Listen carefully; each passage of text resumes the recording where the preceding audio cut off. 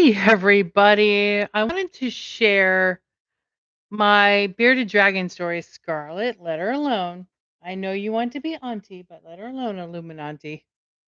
I wanted to share my story here. I have a beautiful, almost 20-month-old. No, I'm sorry. She's almost a 2-year-old bearded dragon.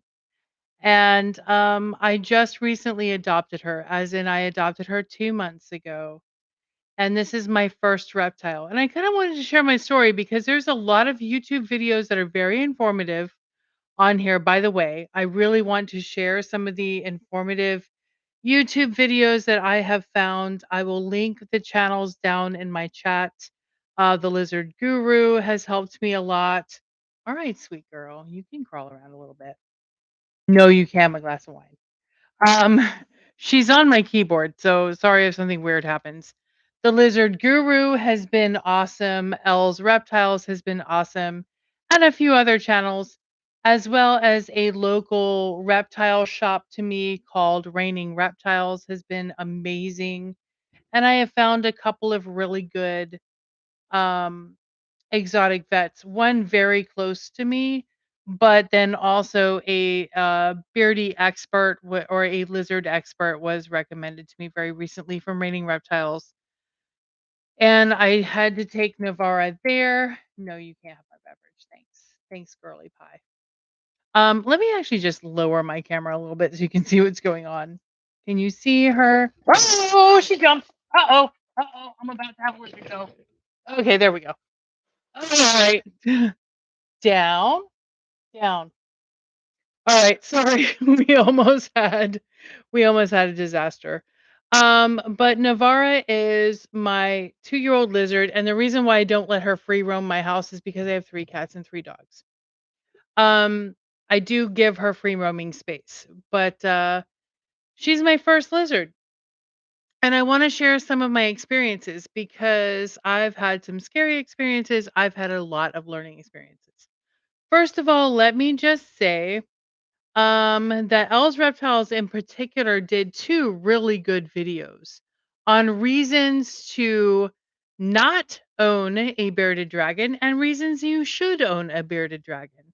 I've watched both videos and they're both great. She did have a lot of hate in that first video on reasons to not own a bearded dragon because she does have a beardie and people thought she was hating on beardies, and that's not the case. She actually loves her beardie, but reptiles are not for everyone, especially beardies are not for everyone. They are a good beginner reptile if you've never owned a reptile before. I may have to put my baby up, but I just wanted you guys to see her. This is my beautiful Navarra, and she is gorgeous, and we love her. But my dogs do make her nervous still. They're still getting to know each other. Scarlet is a very good auntie, but Scarlet makes her nervous because Scarlet wants to kiss her. And she's not a fan of the dog kisses. She tolerates it until Scarlet tries to go in for a full kiss. If Scarlet just wants to like touch her nose with her tongue, she's okay. But if she goes in for a full kiss, Navarre's like, "Oh hell no, bitch." So that's Scarlett actually barking at Sabine because Scarlett is hyper protective of the quote babies of the family. And she knows that my Dusky, Sabine, can be a bit much. So let me put Navarra up real quick. Hold on.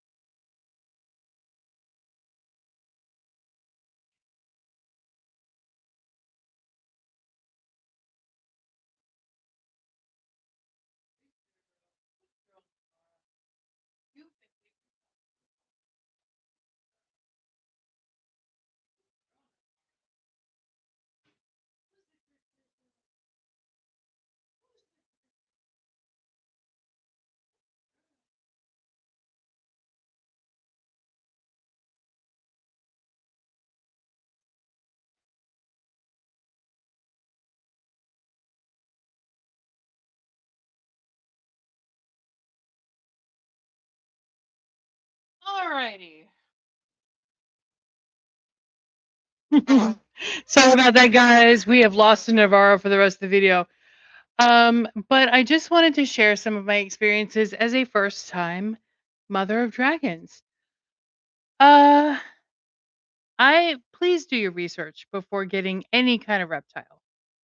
I've done some research for a couple of years, actually, wanting a reptile. I've wanted a reptile for a very long time since I was a teenager. I ended up adopting a birds and hamsters, and then eventually cats, but never a reptile. Um, but I've always wanted one. But then I did research a couple of years ago and just really deciding maybe this would be a better pet for my child and I to have together. I do have a high spectrum. I hesitate to use the word high functioning because that's dumb. But I do have a what they call level 4 on the spectrum autistic child, which means my child, you wouldn't know they were autistic unless you were around them on a regular basis or I told you. They are an honor roll student. They just have issues socially. Um, so dogs and cats.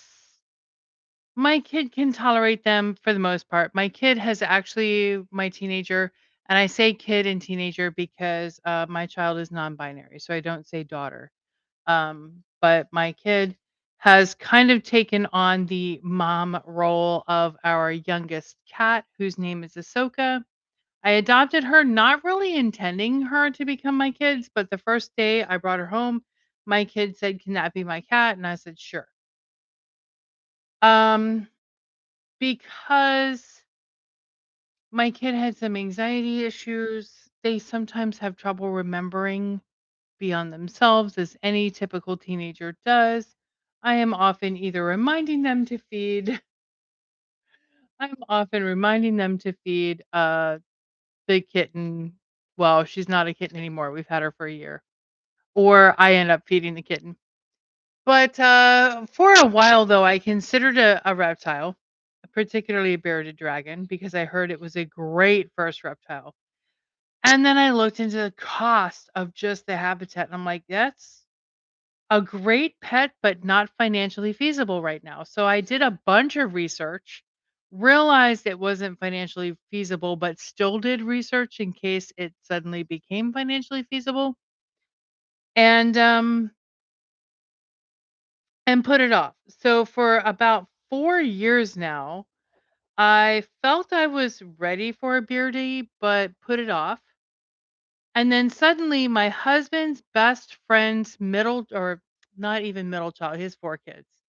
His second eldest daughter graduated high school a couple of months ago. In Georgia, the kids are done with school around May 25th, depending on what county you live in. In Gwinnett County, it's May 25th. So she was graduating high school and she's moving in with her elder sister, and needed money to move on. And had a bearded dragon for I'm not sure how long, um, and just really needed the money. So she's like, she posted up on Facebook, "For anybody interested, I am wanting to rehome my bearded dragon. $300, you get the dragon, you get the habitat and everything." She thought she had a boy bearded dragon at the time. His name was Prince Naveen. So I felt like it was a message from the gods. I really did. I felt like the goddess just dropped this Beardy in my lap, and I hadn't even thought about owning a Beardy in like 8 months. I think it was the last time I did some serious research on it. So I was like, "Oh shit." Well, knowing that just the proper size tank alone can be $300 depending on where you get it from. That doesn't include a screen to protect the Beardy. It doesn't include the light fixtures. It doesn't include any ornaments. It doesn't include any bedding. And I thought, well, shit. I've priced just bearded dragons here and there, stopping in PetSmart to get pet food. And their baby Beardies, who were not, by the way, ethically bred, can run about $80 for a baby. And they're not always in the cleanest tank. So I thought, okay, you know what? I'm going to help this kid out. So I kind of pushed it on my husband. Basically, I never asked my husband, and normally I would. I never asked my husband. I'm just like, I'm adopting Brianna's Beardy. This is happening. Get used to it. But I told Brianna, I said, this was back in, I think, late March, early April, like last week of March, first week of April. I said, hey, I'm interested in Naveen. If your asking price is $300, great.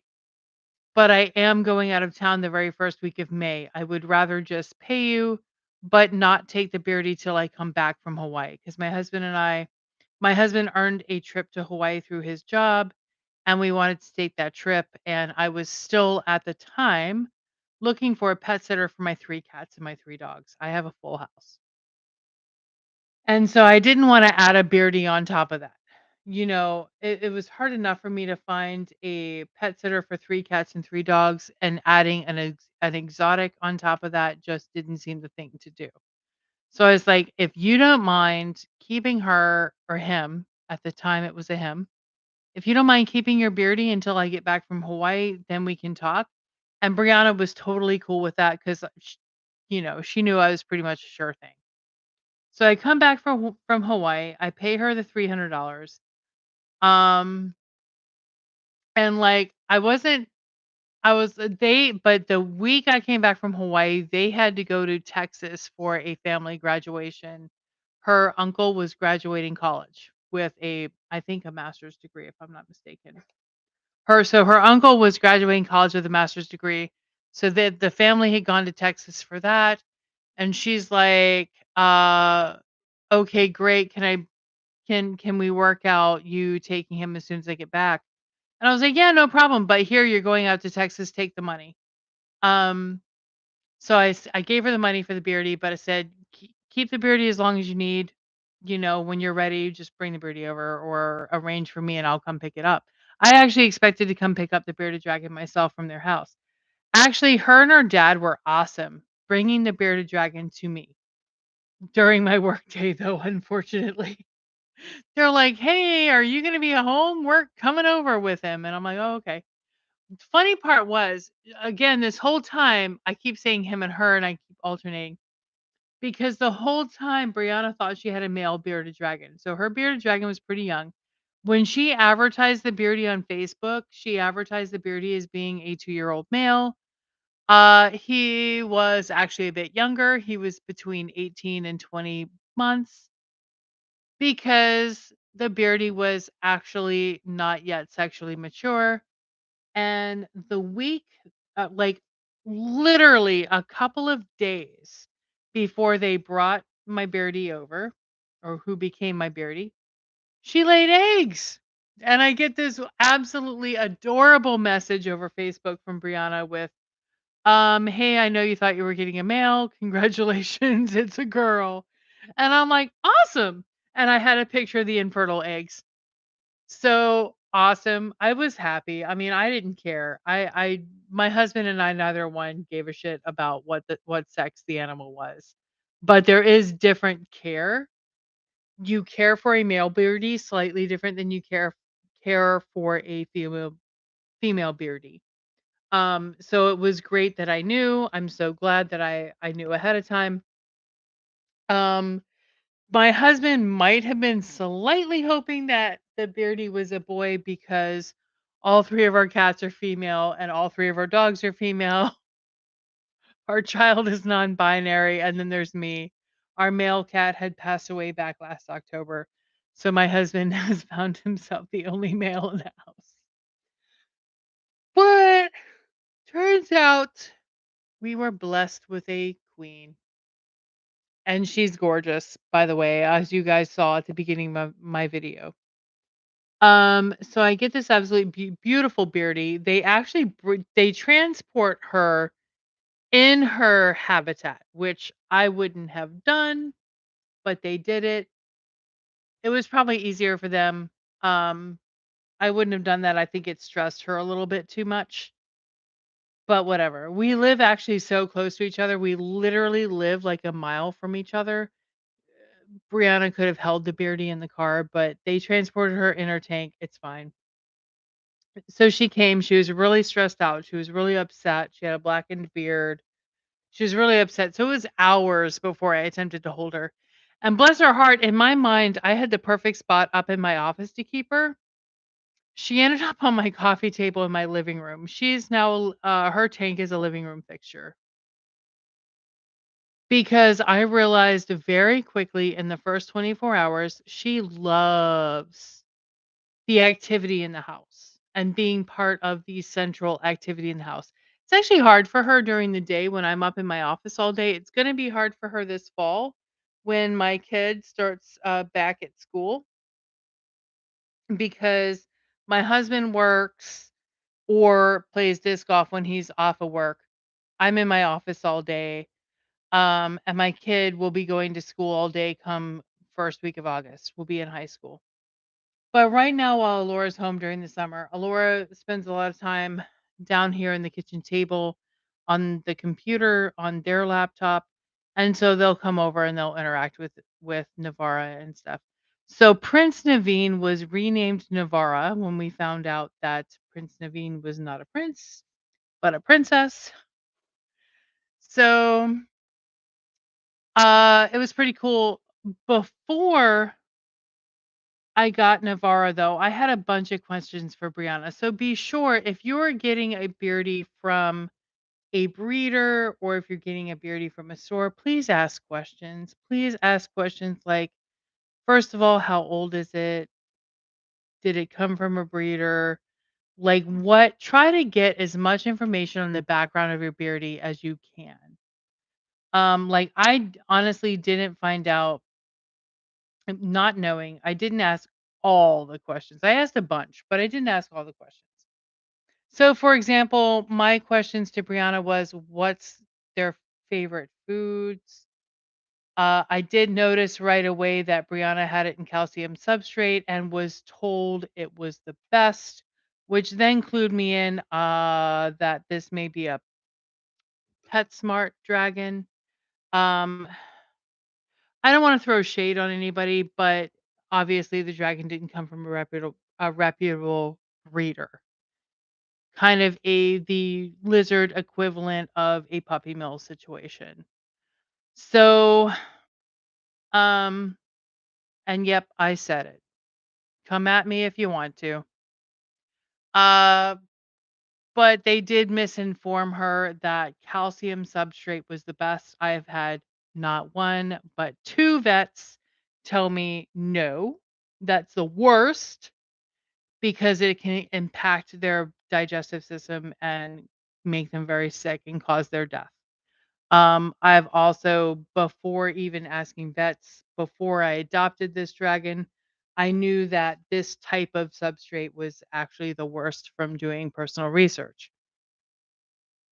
So the first thing I did was, um, as quickly as I feasibly could, I got rid of that loose substrate. I actually use a mix of reptile carpet and tile. I want to eventually go all tile, but I actually have to have, because of the dimensions of the tank, that she's in a 40-gallon tank.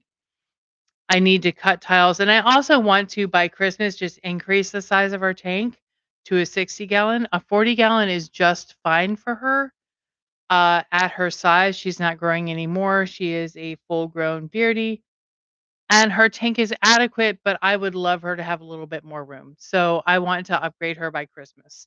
So I'm kind of holding off on going full tile until then. But she has she has two reptile rugs in there, and I wash them every couple of days.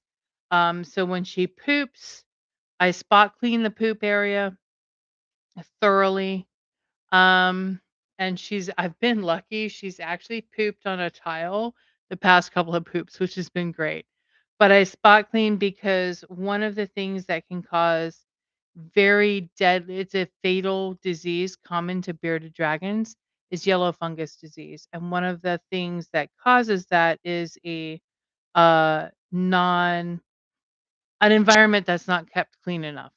So as soon as she poops and I see it, I clean it up and I spot clean the spot. And then like every 2 to 3 days, I actually switch out her reptile rugs. I take everything out of the tank and I take out the dirty reptile rug and I put in a clean one. And then I take the dirty one and I wash it and scrub it thoroughly with some tank solution scrub stuff that Brianna gave me. And I rinse it really well and then I hang it outside to dry and she's got a fresh reptile rug in there. And I have tiles beneath her basking log and I have her food and water up on tiles. She does have a shallow water dish that basically she'll run through and like sit in once in a while. When she's feeling dehydrated, she'll sit in it.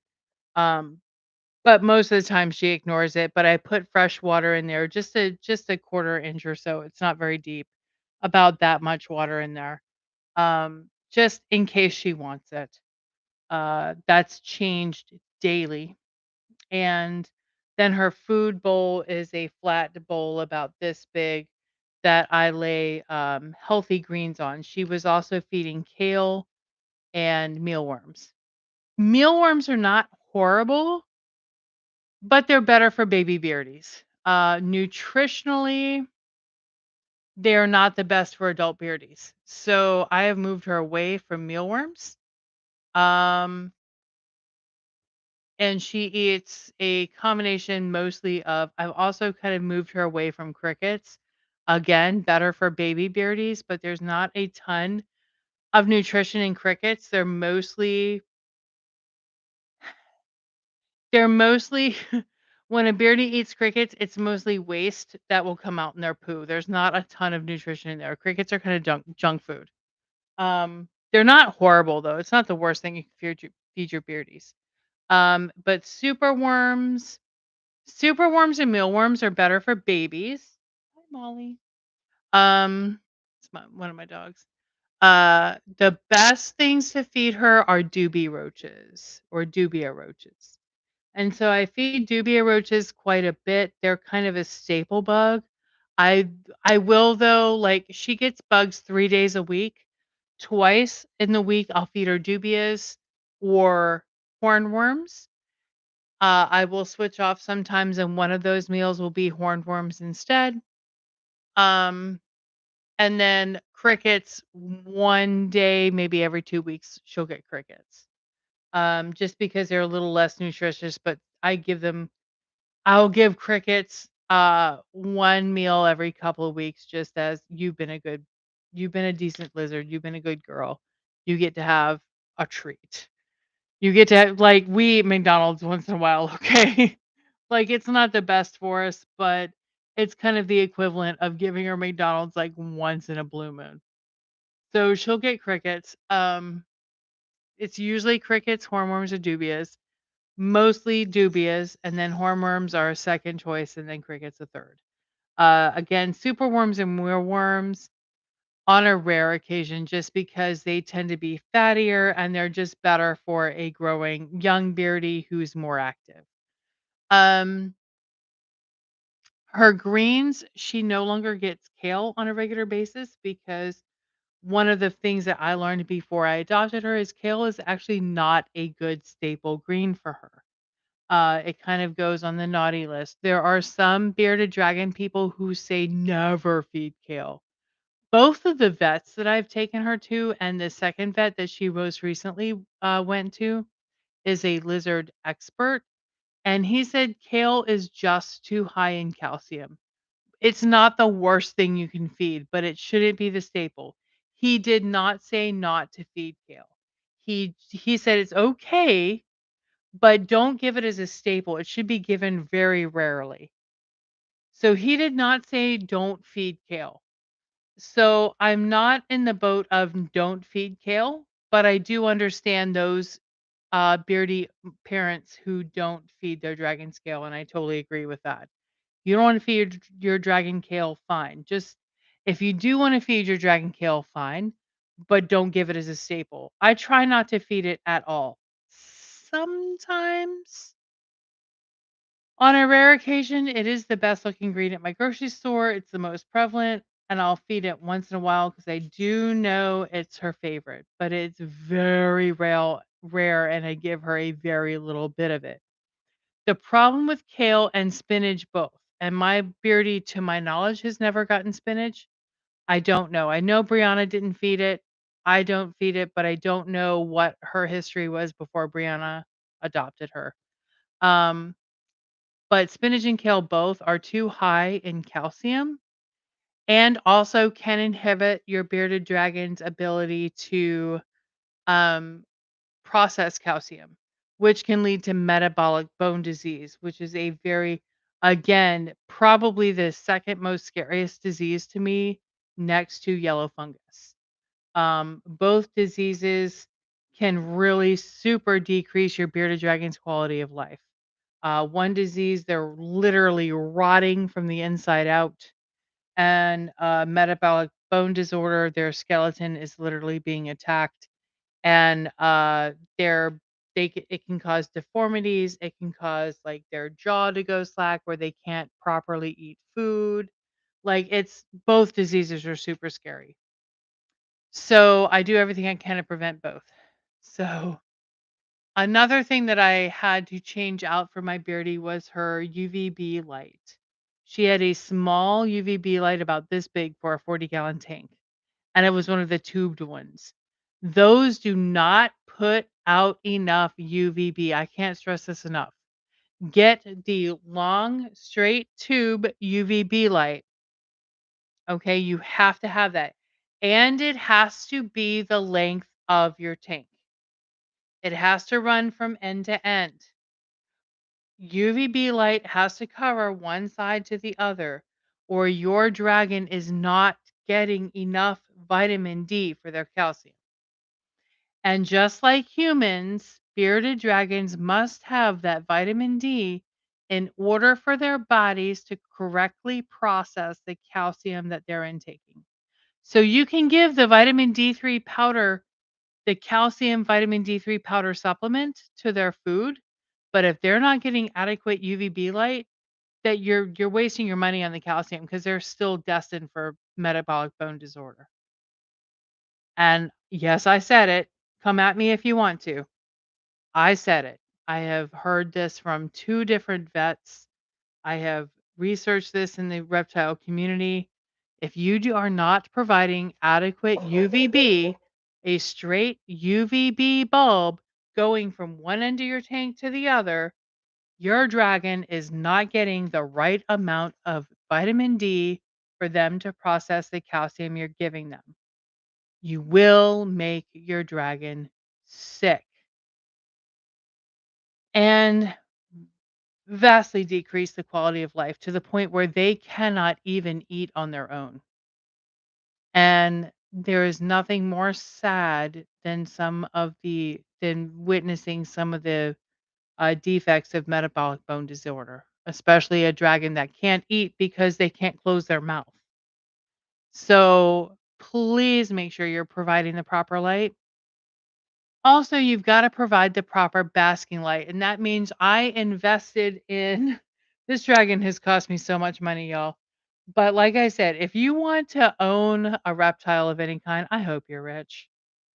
Um, I had to invest in a laser thermometer.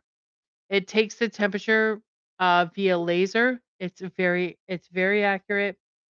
I ordered it. It wasn't that expensive. I think it was around $30, but I mean, it still cost me 30 bucks. Like I said, this reptiles are not cheap, but I am constantly several times a day checking her non-basking side of her tank to make sure it's at least 80 degrees, 75 to 80 degrees. I am checking the basking side to make sure that it is at least 95 to 100 degrees. It can even go up to 110 degrees, I've heard, in my doing online research, but both of the vets had said 90 to 100 degrees is fine. So I make sure it's between 90 and 100 degrees. Um, because if a bearded dragon isn't getting enough warmth, that can affect their digestive. So they'll have runny poo, They will stop eating because they're not digesting their food properly, so they will get an impacted stomach, being unable to poo, they'll have a bad colon. Like it causes all kinds of issues. So please be sure your dragon is getting enough warmth. Um, it's so many things. Like I have lost sleep. I'm finally now getting used to Navarra and I are finally in a routine, but I have lost sleep making sure this dragon gets the right diet, enough variety of foods to make sure that they not only with their greens and their bugs, but getting particularly crunchy foods like butternut squash or sugar snap peas that are very crunchy that help clean their teeth because I have seen photos of tooth decay in a beardie, and that is frightening. Um, like y'all, I haven't done this much research since I got pregnant with my human child. Since I carried a child within my own womb, I haven't worried this much or done so much research. Like, and I've had cats since I was 13 years old, and I've had dogs since I was married. Um, it's crazy. It's insane. I haven't done this much research, and I've been married 16 years. So I've had dogs off and on for 16 years. I have 3 dogs currently and 3 cats currently, and on my first reptile. And my first reptile has caused me as much sleep loss as my teenager did when they were an infant. Like no shit, y'all. Um, I really hope you're rich. I have in 2 months between a vet bill. She went gravid at the time I took her to her very first vet appointment, which caused a second vet appointment to make sure she was x-rayed to make sure she passed all of her eggs, which she was fine, but that was an additional $230 on top of the 170 for the first visit. Then just yesterday, I took her to a lizard expert because I could have sworn she had yellow fungus disease. It turns out the yellowing on her body is either food staining because she's a bit of a messy eater and she it did show up right after I gave her her very first butternut squash. Was it butternut squash? Yes, it was. Um and she does have some food staining from strawberry underneath her beard, which I did clean off. Um, or it could be a recessive yellow gene that all bearded dragons have, but it sometimes will come up in a maturing bearded dragon. And she is roughly now at this point, I want to say 21 months old, going on 22 months old. So she's still pretty young. She's like the equivalent of a teenager. Her skin is changing. She is actually getting ready to shed, I think. The vet said it looks like she's getting ready to shed because some of her darker spikes on her back are some I say spikes, they're really more of a bump. But her little bumpies on her back are getting a little gray instead of like dark that they were. And that's a good sign that she's starting a shedding process. And they shed, I think, twice a year in my research. I may have to I have to go back and check that. But I believe twice a year. I have to go back and look at my notes. So she's getting ready to shed again. So he said if it's food staining, that's going to come off with the shed. If it's the recessive yellow gene, congratulations. You have a yellow patterned dragon, which is not entirely uncommon. But he did explain to me that if it was yellow fungus disease, she would be losing scales. Her scales would be very loose and coming off. The yellowed areas would be kind of gooey and wet and overall gross, and the patterning would be different. And he like literally like lifted with her thumb. He with his thumb, he Dr. Esbeck lifted her scales and said, "See, these are perfectly healthy scales. She has perfectly healthy skin here." And then he showed me the spot, like the triangle of her head. Their head is kind of shaped like this, nose area here, and then like, you know, it flares out on either side back here.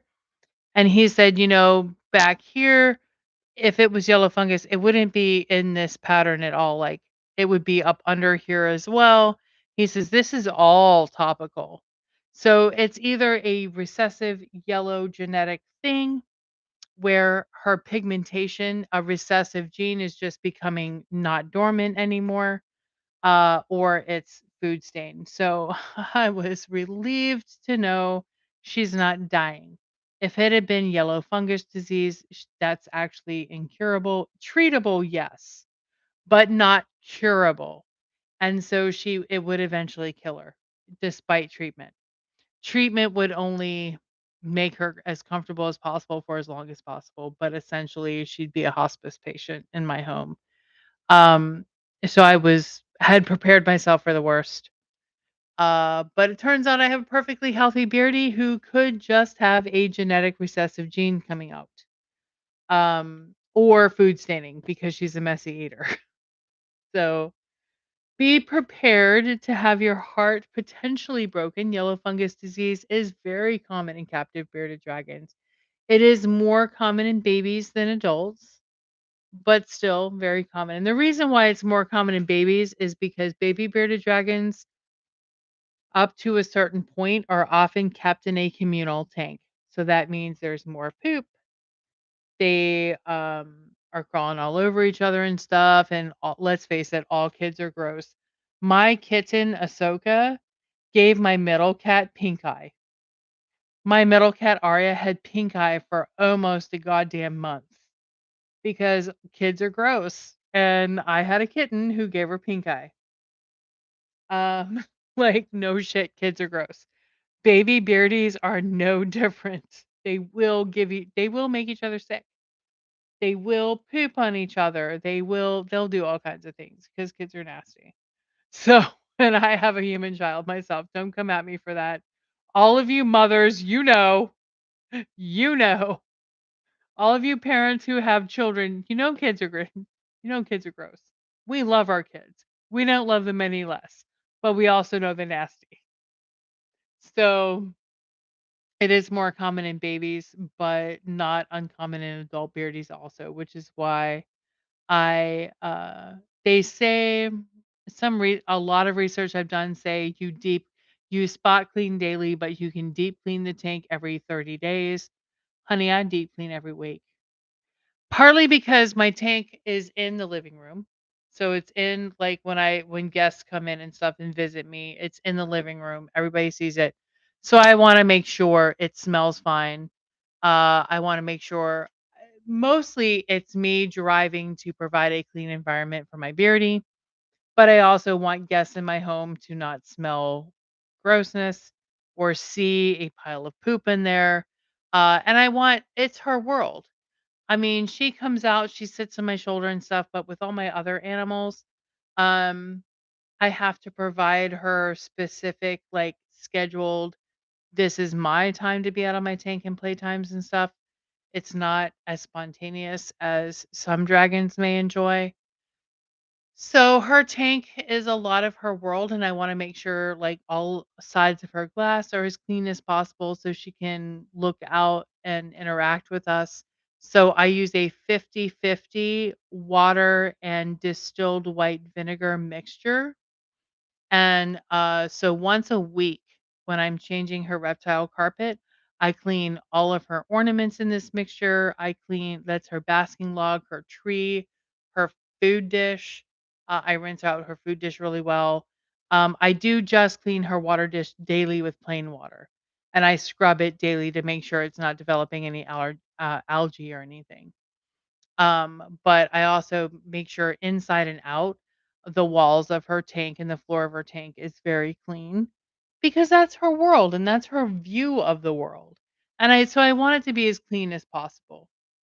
And I use the vinegar water and I wash it with that with a paper towel and vinegar and water spray, but then I also go behind it and wipe it dry because let's face it, it doesn't smell the best and it's not. What if she were to lick it? Because occasionally she'll reach out with her tongue and she'll touch the glass. And she don't wanna lick that. It's nasty. Vinegar belongs in salad dressing, and she doesn't have dressing on her salad. So, anyway, I just wanted you guys to be aware some of the struggles that I've had with my Beardy. I love her to pieces. Like, to think this past week, she had yellow fungus disease, which turns out she doesn't, and I'm so glad. but my husband and I have both lost sleep. In the past 10 weeks, I have gotten so let's see, it was May 16th, I believe, when I officially adopted her. So, it's not even been that long. Oh my god. Because June 16th would have been 1 month, and it's not. So July 16th was 2 months, so that's 8 weeks. So, yeah, it's been about 10 weeks, right? No, it's July 3rd. Never mind. Okay, so I haven't even had her 2 months yet. I'm so attached to her. Like, it's like I've always had her, and I'm so attached to her. I'm so hyper protective of her because her environment is that 40-gallon tank, unless I have her out on my shoulder and stuff. Like, that's her world, and she depends on me for her bugs. So her hunting instincts, she depends on me to provide something for her to hunt, which is why I gut load bugs and feed live, even though I thought I'd never do that. I'm a little bug phobic, not gonna lie. I have actually gotten over that because of her. I've gotten over my aversion to bugs. I'm actually fine with many bugs now. Um, but there are so many things I continually learn from her all the time. She's so intelligent and she's so expressive and she's so affectionate. I'm sorry, it's getting late. It's actually after midnight now, so July 4th. Yay. But she is, and I love my dogs and my cats too, but she's special and I kind of feel I think because she's small of all my animals, like she's only 520 grams in weight. I feel a little hyper protective of her. And so um you know, she's my little baby, and I wanted to just kind of share this with you. So be prepared. If you let a bearded dragon into your home, you are letting a bearded dragon into your heart. So please consider this too. And I hope you guys found this informative. If you have any questions, please hit me up. Let me know. I will answer what I can. If I don't know, I will research it for you. Please be sure to check out the I'm gonna try to remember tomorrow because it's or later today because I'm exhausted at the moment. But I'm gonna try to remember to go back into my details and link the lizard guru. Her name is Alex, and also Elle's Reptiles. And if you're in the North Georgia area, please check out Raining Reptiles. And I hope to see you soon. Take care.